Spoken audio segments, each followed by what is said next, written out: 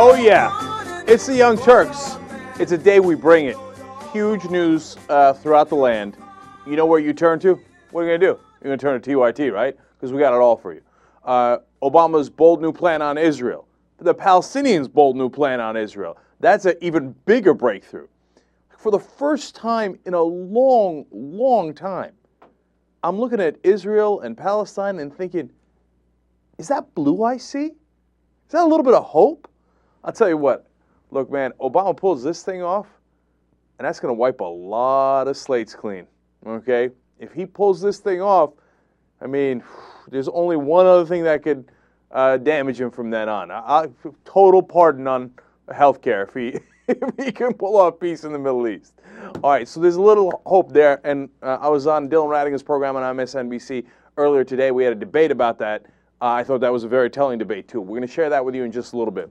We have a revolution in Kyrgyzstan, the least talked about country in the world. Burkina Faso gets a lot of TV time compared to Kyrgyzstan. Okay, the island nation of Tonga, I think, gets more hype than Kyrgyzstan. But today, we're all about Kyrgyzstan. And Alan Greenspan goes in front of a committee and explains, wasn't me. And that is ridiculous, terrible. Back on net neutrality. God, this show's too loaded. We got to get started. Okay, look, let's do it. Okay, let's start with my appearance on Dylan Radigan, because I think it relates to two of the biggest stories we have out today. Number one, on Israel. Obama has a new plan on Israel.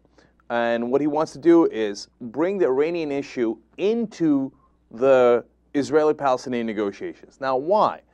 That seems interesting, because it might complicate things a little bit, right? But it's smart, because the right wing of Israel thinks, look, I don't have a lot to lose by not doing a peace deal. I ran on being tough on the Palestinians. And the Palestinians are now trying nonviolence, so, you know, I don't have a lot to worry about with rocket attacks or anything like that, so what's my incentive to do a deal? Well, Obama's saying, look, I'm going to give you an incentive. You help us make this deal, and we'll address your number one concern over Iran. Now, realistically, the U.S. was going to address that concern anyway, but it's smart to put them two together so that they could at least have some sort of pressure on the Israeli government to step to the negotiation table. Because remember, they're a right-wing government, okay? So I think it's a bold move. It could tangle things up, but if it works out, it'll be brilliant. Now, the other thing that he's doing, which is also bold, is saying, look, I got it from here. Okay. Before, I was asking the Israelis to step in. I was asking the Palestinians to take incremental steps. No more incrementalism. I've got a plan, and we're going to try to bring that plan into effect. Now, that's bold leadership. Okay. That's something that I've been criticizing Obama a lot for, not showing that kind of leadership. If he's doing it in the most difficult issue that all presidents have faced and not been able to resolve, then you got to give him a lot of credit, at least for courage and for trying it. So I'm very encouraged by what's happening today. And as the Washington Post points out in their coverage of this story, and as almost everybody knows that's been following this story, in fact, 90% of this issue is resolved.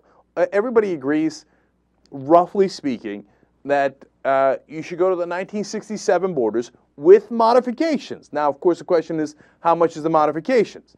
And that the Palestinians generally will not get a right of return with modifications. Of course, how much modifications? That's the 10% that we're all, you know, that's been holding this whole thing up over, right? And plus, some sides just don't want to negotiate. So, but the fact that Obama's saying, look, we got 90% of it resolved. This is how we're going to do it. This is the path forward. And one other thing. He stepped into a meeting, apparently. Again, David Ignatius reporting for the Washington Post. 6 national security advisors of the United States of America in the past, for Republican presidents, for Democratic presidents, they were all in the room, and they all agreed. This is the time. Let's push forward. Let's do an American plan that is gets the groups together instead of incrementalism. Let's forge ahead, and let's bring these two issues together so we can resolve as much of the issues as we can in the Middle East. I love it. Let's go forward on that. So now that was the debate. That's the issue that we were going to debate on Radigan's program. Let's check out how that debate went. The president is seriously considering unveiling his own plan for Mideast peace, ending decades of conflict in his plan, in his mind, between Israelis and Palestinians. The Washington Post reports that the plan could be announced by autumn of this year. It would drop the previously incremental approach, if you want to call our recent approach that, in favor of a more ambitious plan embracing borders, the right of return for Palestinian refugees, the status of Jerusalem. They also say the plan would emphasize confronting Iran, which, of course, is at the top of Israel, or the Israeli government's concerns. Here to mix it up, blogger and host of the Young Turks, Cenk Uygur, and columnist for PoliticsDaily.com, Matt Lewis. It's a pleasure to see you both. Cenk, how do you come up with a comprehensive Mideast plan that targets Iran, et cetera, without dealing with the fact that China is one of the primary providers of money to Iran as an oil buyer, not to mention Iran's role as the arms for heroin dealer in Afghanistan? Are we kidding ourselves to talk about the Middle East if you don't deal with China and Russia? Well, this is already a comprehensive plan. If you want to expand it to China, sure, it's going to complicate it a little bit more. But I think that. But I'm not trying to complicate it. I'm just saying, if Iran gets their money from China, and you say you want to deal with Iran, what's your plan if you're not going to deal with China and they're going to still have all the money and still be trading heroin for guns with Afghanistan, right? Am I crazy? Well, no, you're not crazy, and it's a fair point, but I haven't seen any news reports that say that we're not considering China and I think bringing Iran into this is actually bold and possibly brilliant, because it gives Israel something that they want. Hey, you know what? We want to resolve the situation with Iran, so that gives them a higher incentive to do these peace talks. So I think it's a great move by Obama. Matt, if you look at it from that perspective, where if Iran is the carrot for Israel to play, because that's their number one concern, if Obama can figure out a way to corner Iran or solve the Iran problem, does that then give him some sort of a place to work with the Israelis relative to land and Palestine? Well, I mean, first of all, Dylan, let me say that President Obama, part of the rationale for his election was that he was supposed to all this hope and change stuff, and that other countries would respect us more. And in fact, what we've seen, whether it's Iran or Afghanistan or Israel, which we have a historically bad relationship with Israel right now compared to decades of relationship with them, he really hasn't done it. So the notion that he might magically fix things in Iran and that might be the carrot that would get Israel to sign on board is preposterous. I don't have a lot of faith in President Obama's ability to get this incredibly hostile regime of Iran to all of a sudden start behaving. Yeah, Cenk, you get the last word here. What is your view of the prospects for an Obama-led peace process compared to anybody who's tried it the past 2,000-3,000 years? I honestly don't understand what's ridiculous about it at all. It makes perfect sense to try it this way. What does Matt want us to do? Not try? That's what Bush did for 8 years, and it was an absolute disaster. What Obama's plan makes a lot of sense, give incentives to both sides. And the real problem isn't Obama's plan. It's the right-wing government of Israel that doesn't actually want to engage in the peace process. So they try to find every excuse to wriggle out of it, and then they blame Obama, going, we got bad relations because we spit in Biden's face. Because your idea of a peace process always involves Israel giving over land. And by the way, that is the worst possible thing to do if you want peace. When Israel so you don't want to give land at all, right, Matt? No land at all. So what do you want to give? Israel gave over Gaza to the Palestinian Authority. Hamas took control and started launching rockets on civilians in Israel. That's what happens. Gaza's under a blockade. They do not have effective control over that. What's your plan, Matt? What's your plan? You're going to give no land. You're going to give nothing to the Palestinians. And then what do you want? So you want perpetual war. That is a very anti-Israel position. And I think you should reconsider what I think America should do is, first of all, not try to force its allies to give up land and a quixotic plan for peace. Look, if I were a nation out there, so you don't want peace. If I were a nation out there, what I would probably do is be an enemy of America, because that's how you get land. It's when you're an ally of the United States of America that you get nothing. All right. I didn't understand his last point. Which enemy of ours have we handed land over to? North Korea. Oh my God, you're an enemy. What land can we give you? Iran, we'd like to give you more land. What land are we giving? That doesn't make any sense. Now, he said in the last time that we had met on MSNBC with Matt Lewis, peace for land never works. Yeah. How about that time that you did peace for land with Egypt, and it totally worked? How about that time? Okay? And how about the fact that everything else you've ever done, which is no peace, no land, no agreements, has not worked? It's brought you decades of war. Now, look, I got to be one part that I like is I keep calling them anti-Israel. And because you got to change the framing, right? They keep saying, no, if you don't keep Israel in a state of perpetual war, you're anti-Israel. That doesn't make any sense. So I'm going to flip it on his ass and say, all right, well, look, if you think that there's no way Israel should ever do a peace deal, then obviously you don't want Israel to live in peace, and you must be anti-Israel. Okay? Did you hear him, though? I mean, the critical part of it was this. He said, oh, we shouldn't give up any land. And when I asked him, so what do you give up? He said, I'm planning to give up a damn thing. So do you think you might have a peace deal if your side says, I'm not going to give up a damn thing, and I'm not going to give you your land, and I'm not going to give you your state? Look, people like Matt Lewis, if you listen to him, you will never, ever have peace in Israel or the Palestinian territories or the whole Middle East. He never wants to give up anything. Now, who in their right mind thinks that that's the way you can get a deal? In other words, Matt's saying, I don't want a deal. What I want to do is keep occupying the territories and crushing those people. Doesn't seem to have any moral qualms about that at all. And he doesn't even have any moral qualms about keeping Israel in a perpetual state of war. I don't know, maybe he profits from it. I don't know. He thinks the right-wingers, which he's obviously a part of, gain politically. I don't know what his motivation is. But I know that he has absolutely no plan, and he doesn't want any United States president to have a plan for peace. I mean, he said it right there. He said, no, I'm not going to give up a damn thing. So, all right, and then I love the way he pronounced Iran, or Iran, all over it. Okay, all right, Matt, come on. Anyway, so now the second issue was about Governor McDonnell. You know, Bob McDonnell had a farm. They put up a sign that said whites only. So you got in a little bit of trouble, E-I-E-I-O. That doesn't really make too much sense. Anyway, you know, we told you about this story yesterday. Governor McDonnell of Virginia said, oh, I'd like to commemorate the Confederacy. And I'm not going to mention slavery at all. When pressed on it, he said, well, you know, there were a lot of factors that went into the Civil War, and sure, slavery was one of them, but I didn't find it significant enough to put it into the resolution. So slavery was not significant enough in the Civil War to merit putting into your resolution. Even previous Republican governor of Virginia, Governor Gilmore, at least in his commemoration of the Confederacy, said, oh, by the way, obviously the Civil War was largely about slavery, and our bad, we shouldn't have done that. Okay, McDonnell removes that language and says, what do you mean? What do you mean? What are you talking about? We're going to do, you know, we're going to do a little bit of tourism here in Virginia by commemorating how awesome the Confederacy was. Now, he didn't say it was awesome, but the resolution is nothing but laudatory of it. And now, I told you this yesterday, he doubled down on it today. McDonnell keeps saying over and over, hey, you know what?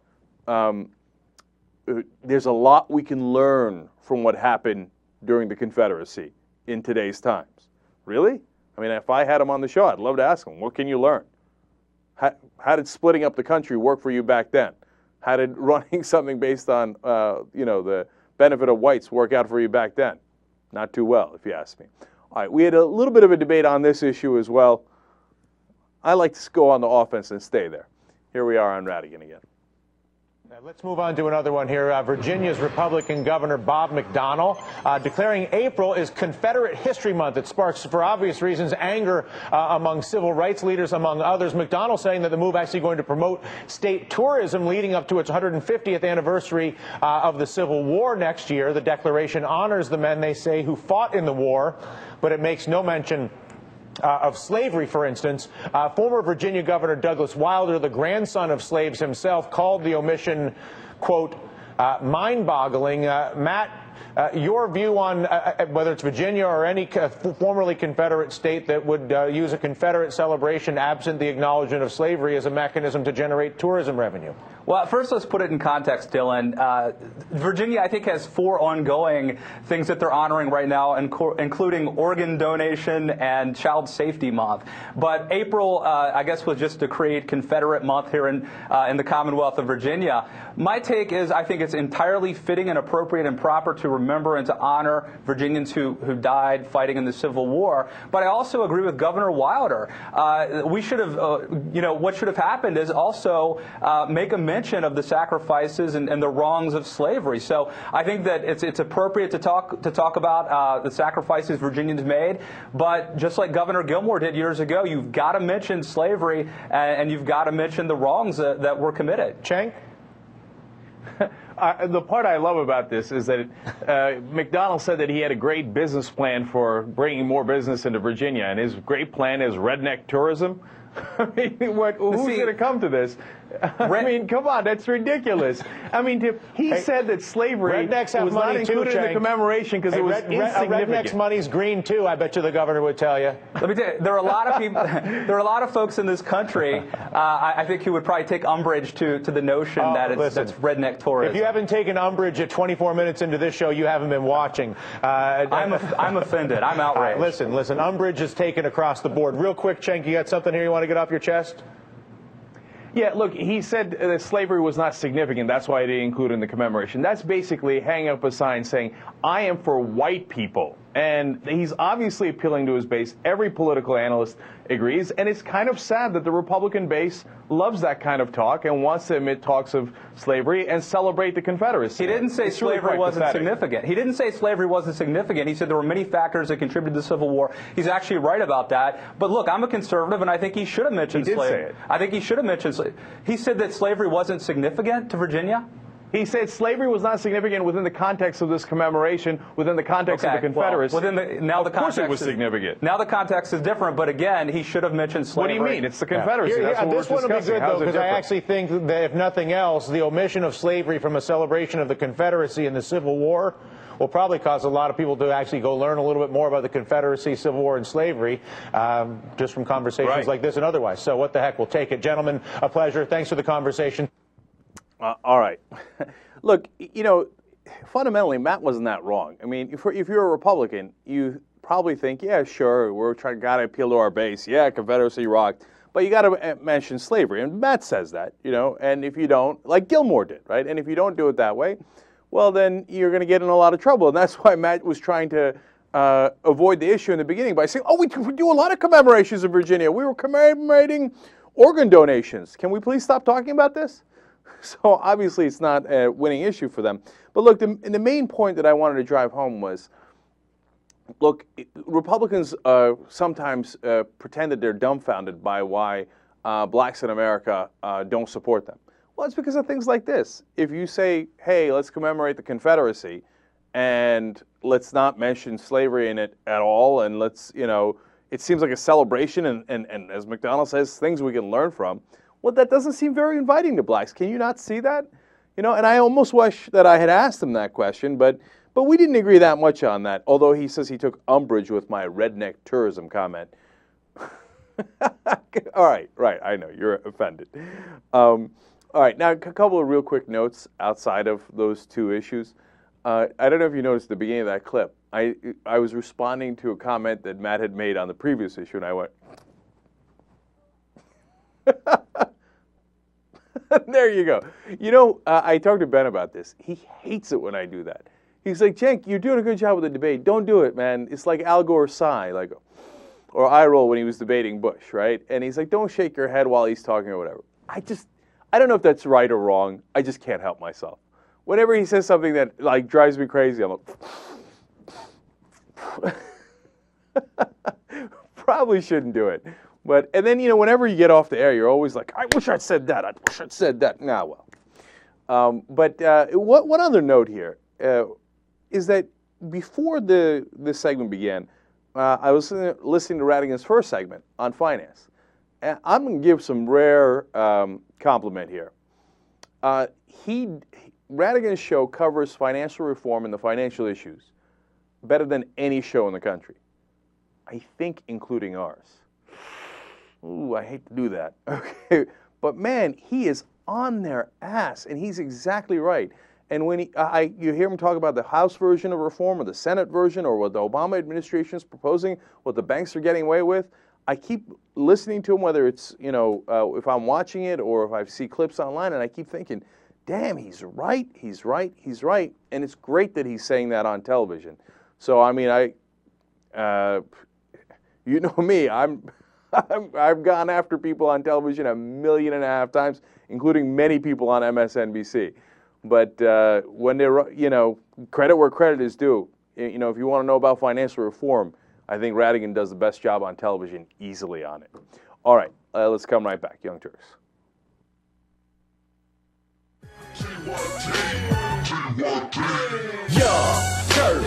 TYT, Rebel Headquarters, that's where you can. Welcome to Young Turks. Look, this show is heard and seen in a lot of places, and including Sirius XM radio, right?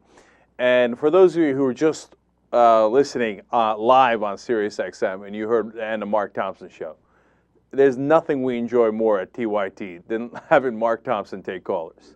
Man, that dude kills me, man. If you're going to try to talk over Mark Thompson, you're going to make a mistake. Okay. Anyway, so now, on to our show. Fun hour ahead for you guys. We have an excellent article by Michael Hirsch. He nailed it. And it's talking about how Obama's screwing up on financial reform. I'm keeping it real on you, okay? We're going to do that in the next segment, okay? And I hope we have time here to discuss Alan Greenspan in this first segment, too, because he came with some weak sauce today, and we're going to tackle that. But first, I'd like to start with Glenn Beck. Glenn Beck was told about net neutrality. Now, again, with Glenn, you always wonder if he's so stupid he doesn't know anything about the issue, or if he knows and he's purposely lying. In this case, I'm voting stupid. As you'll hear in the beginning of this clip, this group, Americans for Prosperity, called him to tell him about this. They're a front group for multinational corporations. They admit it. They don't admit they're a front group, but they say, yeah, we're funded by multinational corporations, and obviously their job is to rile up the conservatives in order to protect those corporations that are funding them. And they told Glenn Beck net neutrality is to take over the internet and regulate it and make sure that there aren't voices. When, of course, in reality, it's the exact opposite. Now, I'm saying that in advance of you watching the clip because I want you to keep that in mind, because this is an indisputable fact. The people that go to fight for net neutrality, like Free Press, who he's going to talk about, want to keep the internet as is, as it currently is. They don't want to regulate it. They don't want to put impediment to free speech on the internet. It's the exact opposite of what Glenn Beck is about to tell you. That is absolutely factual. You can check it up and you can see for yourself. Now, Beck is going to turn that on his head. Here comes classic Beck ignorance.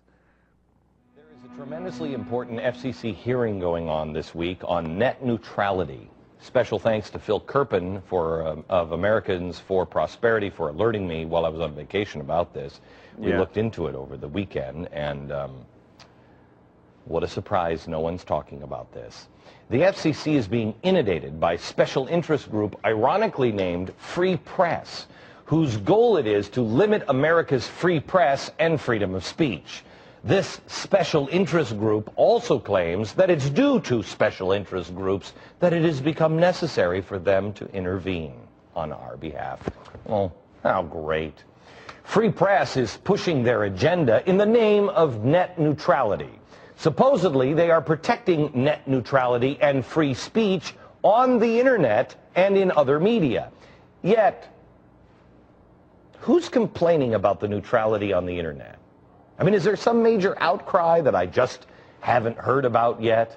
Americans have never had more access to more outlets to express themselves than they do right now. Anyone in America with a computer and an internet connection can sit in their basement in their underpants eating biscuits while they bang on their keyboards all night and day while mom's upstairs sleeping. They're like, "Can you, Daddy, go get a job?" They can literally say whatever they want anytime they want. So what is the problem? Comcast. Seems to me there isn't one if free speech really is your goal. I mean, really, what's connecting us unlike any other time? The internet. But you see, free press isn't about free speech. It's about Marxism. It's about silencing dissent. Free press is an oxymoron started by an oxy-Marxist. His name is Robert McChesney. In addition to co-founding Free Press, he's also the former editor of the Monthly Review. This is a self-proclaimed independent socialist magazine, I don't want to call names, an openly Marxist publication. Sounds like Free Press advocates so far, doesn't it? Oh, Glenn, there you go again, throwing out wild accusations. The puppet thing that I got at Disney World's not really working, is it? No, it's not. Well, that's the one thing you got right in this whole spiel. Now, look, if you're a conservative, libertarian, whatever you are, right, I want you to go online and check this for yourself. Don't trust us, and certainly don't trust Glenn Beck, because he got that story 100% wrong. As usual, on Fox News, tilted it and turned the story upside down. The reality is, Free Press wants to protect the internet as is.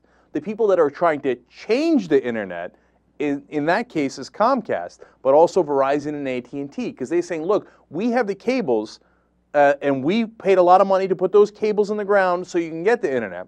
So we should be able to charge whatever we want to different customers. So if we like what you're saying, or you're a Comcast provider, then we can charge you less. If we don't like what you're saying, or you're a competitor to Comcast, for example, we can charge you more. They would be the ones regulating free speech on the internet. They would be the ones, and they argue this in court. It's not a matter of dispute, that they want to change the way that the internet is regulated. They want to be, since they're the ones that lay the cables, they're the ones that want to be able to control pricing.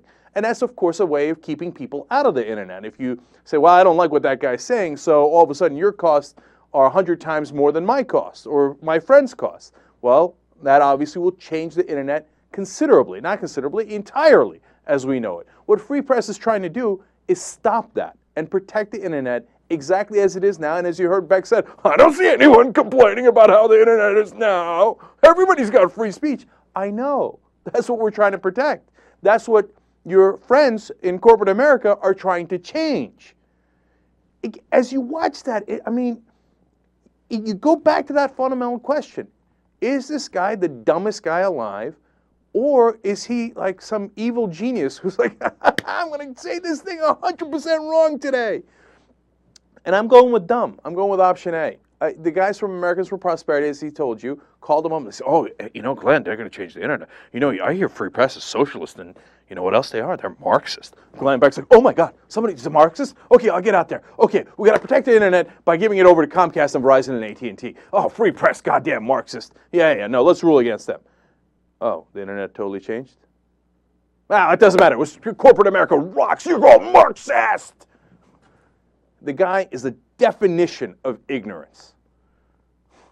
He couldn't, if he tried in that segment, he couldn't have been any more wrong. All right, now, he's not done yet. He thinks in his crazy, paranoid, lunatic mind that this is all a plot against him. I'm not kidding. Here's the end of that segment. Starts with the Marxism as usual and makes it all about Glenn Beck. Let's watch. What this so-called net neutrality effort is really all about. Your kids have heard about it, I can guarantee. It's about eliminating traditional constitutional points of view from the public arena. But that's not the way it's being built. It is about stopping debate, but nobody will tell you that. It's about ending free speech. It is about Marxism. No. Our kids aren't taught that. That's not the way they're positioning it. They don't teach it because that's not what it is. Sampling of FCC comments from concerned citizens on net neutrality. Remember I showed you a minute ago? I showed you, here's the president, and here's his advisors, and look, they all have something in common. A boycott of the poster child. Wait until you see the comments that are rolling in now to the FCC about net neutrality. I wonder who they might be targeting yet again. You lord of the morons. If net neutrality wins, the internet would stay exactly as it is. There would be no targeting of Glenn Beck other than us at the Young Turks telling you how unbelievably, pathetically stupid he is. Okay? Nobody would lose their freedom. They would keep their freedom. Look in the court records. Look at any story written about it. Look at the reporting. Look at the facts. This is not some Marxist conspiracy to go get Glenn Beck. If we have net neutrality, then we'll be able to manipulate the series of tubes on the internet to shut Glenn Beck out. Guy's a lunatic, and he's got a national show. It's unreal. Roger Ailes is probably looking at that, the guy who hired him at Fox News, and laughing his ass off. He's like, that's totally wrong, and it's totally going to help my corporate buddies. That's awesome. Because Roger Ailes isn't stupid. He knows exactly what's going on. And that's why he hired this clown, Lord of the Clowns. All right, that's Glenn Beck for you. Now, speaking of clowns, you know, this is a small story, rather unremarkable, except I found it remarkable. It's not, what I mean that it seems relatively unremarkable is that not many people have remarked on it. But there was a congressional hearing that Michael Lewis attended. Michael Lewis is the author of The Big Short. It's a fantastic book, and it's about all the guys who won and lost during the financial crisis. Okay, you know, the meltdown, and who had it right and who made a lot of money off of it, who had it wrong and lost a lot of money off of it, etc. And it gives you an excellent look into what exactly went wrong. And I read Michael Lewis all the time to get a sense of, you know, the inner workings of this stuff, right? And he was one of the first guys to have nailed this accurately. Okay, and then since then, people are coming around to his point of view. Now, to be fair to and to give credit to the House Republicans, they wanted to meet with him. There was even a meeting with Ben Bernanke at the same time, and a lot of them stayed with Michael Lewis because they were amazed by what he was saying and didn't go to the Bernanke hearings. And one of them even said, look, that guy always says the same thing. I don't think we're getting the truth out of him. Okay. So, but Lewis came out of the meeting and he said, it's stunning. They don't know anything. Like, they have no idea what actually went wrong. They have it exactly wrong. And so he explained to them, and he said the more he explained to them what AIG did, what Goldman Sachs did, etc., the madder they got.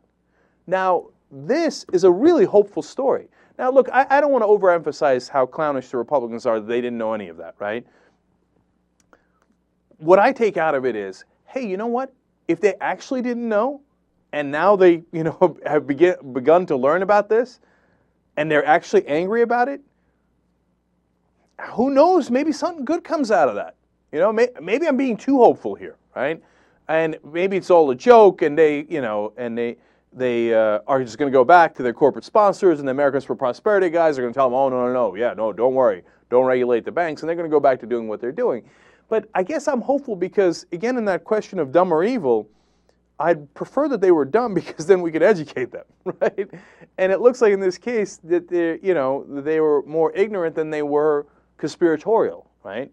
So when, you know, if you believe Lewis and his interpretation of the events that happened at this hearing, that maybe we could talk sense into him. I know that seems really, really hopeful, but because when the Republicans get mad, you know, they can do real damage. I mean, if we had Republicans that were actual populists, oh, then maybe we could actually clean up the country. I know, it seems like a pipe dream. I know. But look, I dare to dream. Some people call me pessimistic. No, I'm optimistic. I see what the real problems are, and I'm going to tell you about some of them now. But I believe that there is a bomb. Let me see. There's a friend of mine once said something about this. There is a bomb in Gilead to make the wounded whole. There is a bomb in Gilead to heal the sin-sick soul. All right. Now, speaking of which, let's go to Bill Thomas. He's a Republican from California, and they're doing these hearings, and they brought in Citigroup, and he's going to question them, and he's going to challenge them. These are Citigroup executives who, of course, were part of the people who lost billions of dollars. Let's watch. Did any of you, and I'll just ask a show of hands, and I assume you'll be honest in your response, lose one night of sleep over what happened? No hands. You didn't lose one. Oh, no, I didn't prompt you. I said, did you lose one night of sleep? I lost a lot of sleep. The answer is supposed to be yes, you're supposed to raise your hand. Once you got it, you raised your hand. You lost a lot of sleep. Yes. Look, I love it. It's super goofy, but it's fun. Okay? They're like, what are we supposed to do? Yeah, we lost sleep, sure. We lost sleep. I was up all night counting all my bonuses. What do you want me to say? And then the guy's like, oh, no, totally, yeah, lost a lot of sleep. Yeah. Couldn't sleep for days. And then he's like a teacher. No, you're supposed to raise your hands. Okay, forget it. Just put them down. Okay. All right, look, those guys didn't lose any sleep. You know why? Because they made a tremendous amount of money during the collapse. Yes, while you were all getting fired, et cetera, and the economy was cratering, they made a tremendous amount of money. Here, I'll give you an example from a different company, but even more egregious. AIG. Joe Cassano. He was the head of the AIG financial group based in London. He's the guy that made about $1 trillion worth of bets on credit default swaps. He lost those bets. The government had to step in and make up a $180 billion deficit at AIG, largely because of Joe Cassano's work. And what happened to Joe Cassano? Well, you know, the people who say, oh, we should never regulate these companies and the market will fix itself. Well, I'll tell you what, it did. Joe Cassano got fired. Oh, whew. Good. Everything's resolved. You know what he got as a bonus when he was fired? For losing $180 billion at least, that eventually the taxpayers had to pay out? He got a $35 million bonus. But if you think that's bad, you know what he'd been paid the last 8 years? A combined $280 million. Now you put those two together, you have $315 million for causing a worldwide economic collapse. That's the punishment the bankers got. Today, the Justice Department said they are, quote, leaning toward letting Cassano go. That they are not going to press any charges, no fraud, no nothing, no clawback. No, he gets to keep over $300 million for putting us in a $180 billion hole at least. You think the bankers got punished? They didn't get punished, they got rewarded. That's why I keep telling you, their incentive was, let me take as much risk as possible, because the more risk I take, the more bonuses I get in the short term. And in the long term, if it collapses, who cares? I'm laughing my ass off on my yacht and my private jet while you guys pay the bill and while you have 10% unemployment. That's why those guys at Citigroup didn't lose any sleep. Okay? Because they love it. They made a tremendous amount of money and they continue to. They say, oh no, we're back to profitable. How did they get back to profitable? We gave them the money. No, what's happening is nothing short of a crime. By the time we figure this out and what went wrong, they'll have stolen so much more money. And then we'll be angry, but we'll say, oh, well, what can we do now? I guess there's nothing we can do. And I told you when the collapse first happened, and they started talking about the bailout. I said the real crime isn't what happened already. It's what's about to happen. I said during the bailout, during the crisis, that's when they're really going to take the money. Because that's always what happens, and that's what happens when you capture the government. Republicans and Democrats. Now when we come back, we're going to talk to Michael Hirsch about what the Democrats are doing wrong and how they're helping these guys take our money. Young Turks. Back on TYT, third hour. Cenk and Anna with you. This is where I hand over the reins. How about it, Hoss? Go ahead. Release the Kraken. Oh, God. Release the Casper. Okay, I know. You can't take it anymore. When are you going to get over that? Give me a couple more weeks. Okay. Look, I got over this as Sparta, right? I mean, that used to be huge. I've gotten over things, but I'm still having fun with it. All right. We've got fun stories here. We do. We're going to start with the funnest of them all. Really? Yes. Nike has just released a new ad starring Tiger Woods. Well, you know what? They're sticking by their man. That's great. I like that. And I can't wait to see the schwang-wang-wangness of this ad. Right. Before we watch it, I got to give you a few details so you understand what's going on. Okay. Okay. You're going to hear a voiceover. And the voiceover is Tiger Woods' father, Earl Woods. And he passed away in 2006. But this is a voice recording. Mm-hmm. So let's watch the video and we'll judge it. Tiger, I am more prone to be inquisitive, to promote discussion. I want to find out what your thinking was. I want to find out what your feelings are. And did you learn anything?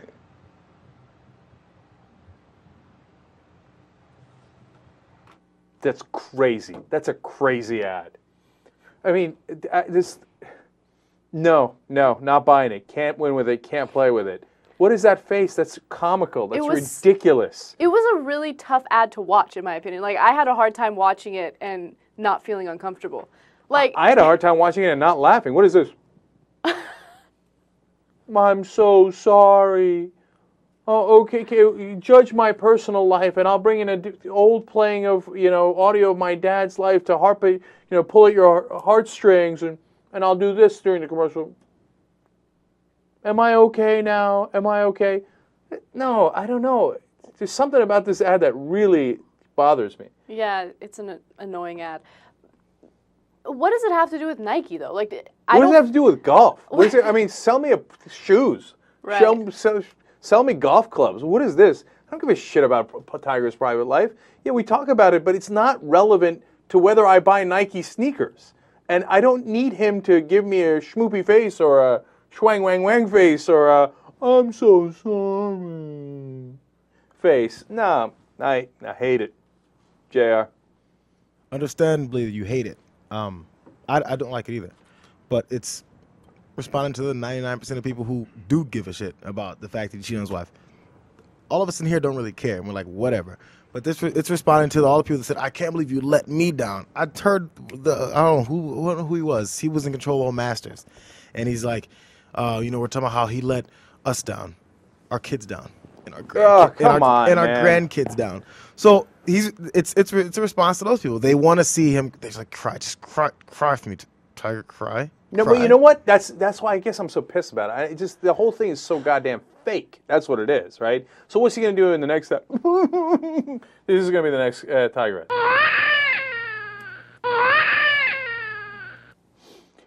Tiger, I am very disappointed in you. You had sex with the wrong skanks.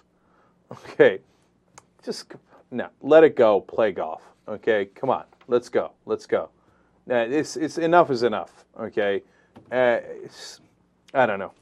It feels insulting. I'm too emotional about it. I better calm down. I'm at a 10 when I need to be at a 2. But it's like they're insulting our intelligence in some way. If we put him with this frown on his face, okay, can we then go back to doing Nike commercials where he's playing golf really well?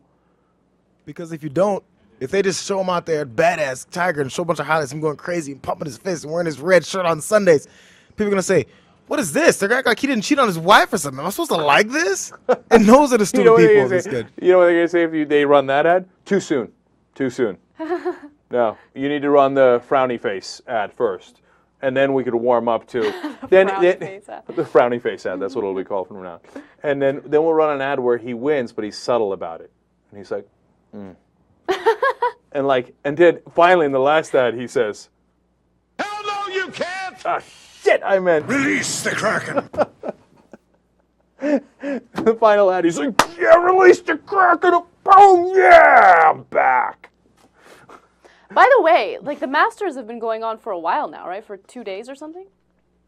I don't even know. No one has talked about his golfing at all. Well, it doesn't start till I believe tomorrow. It's I've been seeing coverage. It's the week of it. They've been hyping it, getting started. There's a little stuff that doesn't make a difference. It's all the exhibition stuff. Wait, has Jocelyn James started stripping yet? Because that's the official kickoff of the Masters, right? Imagine we do an investigative report, show up at the strip club with cameras. Yeah. All right. I'm going to move on. Just last thing on it. I hate fakeness. I think that's what bothered me. Like, it's so obvious. They're like, I could see the director saying, okay, no, I need you to frown a little more. Okay? And he's like, no, a little more. They're like, pretty good. All right, let's shoot that. And you got any recordings of your dad? Yeah, he passed away. If we put him in, people will feel sorry for you. They'll move on. Yeah, I saved some recordings of my dad. Here, go, use that. Okay, you've heard me enough. It's going to be all right, Jink. It's good. No, panic time. Anyway, okay, what's next? Okay, since we're speaking about ads, let's talk about another one featuring Bristol Palin, Sarah Palin's daughter. Now everyone knows that she got knocked up at the tender age of 16. So she has been a spokesperson. She has been a spokesperson for pregnancy prevention among teens, right? And she keeps changing her views on things, right? She went from saying, oh, abstinence-only education isn't realistic, we shouldn't focus on that, and then she started becoming a spokesperson for an abstinence-only organization, and then now in this PSA, she talks about, well, let's watch this PSA. No, hold on. Before we even do that, here's what you don't get to do. You don't get to do abstinence-only education after you got fucked, okay? And after you got pregnant and after you had the kid. No. Too late, okay? Somebody else can do that, but you can't do that. No, it's, well, I mean, I like getting hammered, right? I mean, I like getting drilled. But now that I've done it, I'm telling you, you shouldn't do it. I mean, I couldn't resist. I love the, again, I brought it down for a second, okay? But no, you shouldn't like it at all, okay? Now that I'm done. Not buying it, not credible. All right, so let's watch the ad. Now, this is a PSA for Candy's Foundation. And afterwards, Palin says that she meant, well, let's watch the video, then I'll explain it. Okay. From a famous family. What if I didn't have all their support? What if I didn't have all these opportunities? Believe me, it wouldn't be pretty.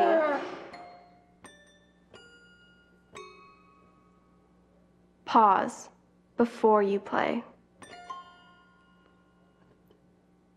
Okay, so in the end she says pause before you play. She was asked, what does that mean, right? And she says it could be pause and go get a condom. Oh, all of a sudden not abstinence only anymore. Right. Or it could be pause and think about your life, or it could even be pause and wait until marriage. All right. Now, before the commercial, I got out my frustrations about Bristol Palin's hypocrisy. After the commercial, I like it. Yeah. It's not bad. It's a good commercial. She flip-flops a little bit, but I'm glad that she's ended up on the right side. Hey, look, we're libs, right? We don't mind flip-floppers. Right. If you change in the right direction, we'll take it. And you should think about things before you have sex, and maybe that means you shouldn't have sex. Maybe it means you put on a condom. That's your choice, not my choice, right? And I think she just and the other thing I liked about it was she had some humility in saying, "Look, it's easier for me." I know. I thought that was very nice. Yeah, but it's not so easy for the average person. So here, Bristol. And the other thing is she 18 yet?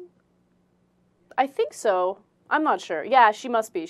Her baby is 15 months old, and she was like 16 and a half when she was pregnant. Well, when she got knocked up, no, pregnancy was a long time. All right. Anyway, I'll reserve comments until I'm sure she's 18.